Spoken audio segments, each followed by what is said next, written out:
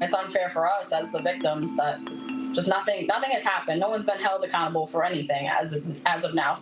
Tonight we have an update to one of our small town secrets investigations. It's now been more than a year since an off-duty police sergeant smashed into a Brockton couple's car late at night, all with their baby boy sitting in the back seat. Now, we first broke that story last October, and police told us then an internal affairs investigation was nearly complete. But more than 7 months later, here we are. NBC 10 investigator Ryan Kath explains why the family is still waiting for answers about how the crash was handled and whether that officer will be held accountable.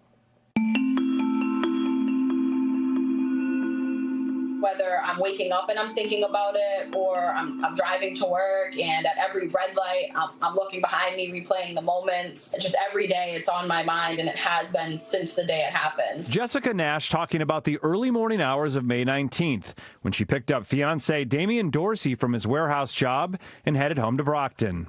The couple's 5-month-old Beckham rode along in the back seat. Surveillance video the NBC 10 investigators obtained shows what happened next. Watch as the family stops at a light on Belmont Street when suddenly an approaching SUV smashes into the back of their vehicle. It was literally like a bomb had gone off in our car. During an interview last fall, Damian described the impact of the collision that pushed their vehicle about 300 feet through the intersection. The crash was so bad that the headrests came out of the seats. To get rear-ended like that was something else. It gives me the chills. What's going through your mind as a parent? Panicking about my son. The trunk was almost in the back seat. Before the family went to the hospital, they say witnesses at the scene reported that the driver of the other vehicle was intoxicated. But when the couple got a copy of the police report, it said no witnesses provided a statement to police. They quickly noticed the driver only received a minor citation for a crash that wrecked both vehicles. And police did not conduct a field sobriety test. That's when they learned the other driver was off-duty Brockton Sergeant Stanley David, who told fellow officers he may have dozed off momentarily before the collision. We as the citizens hold these officers and these sergeants and the chief to a certain standard. Legal experts told us the incident raises major questions about conflict of interest and Brockton police investigating one of their own, instead of referring it to an outside agency.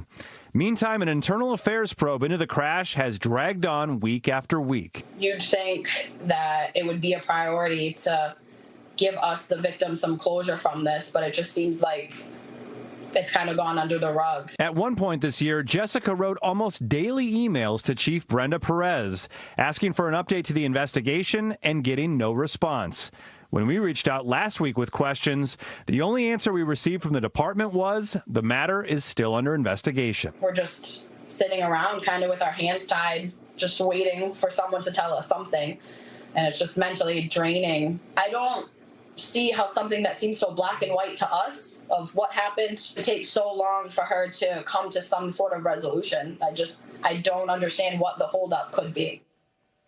So shortly after police chief and the mayor to comment for our story, the couple received an update from the captain of the Internal Affairs Unit, who told them he hoped to have the final report sometime this week. We'll, of course, keep you posted on any developments. Ryan Kath, NBC 10 Investigators.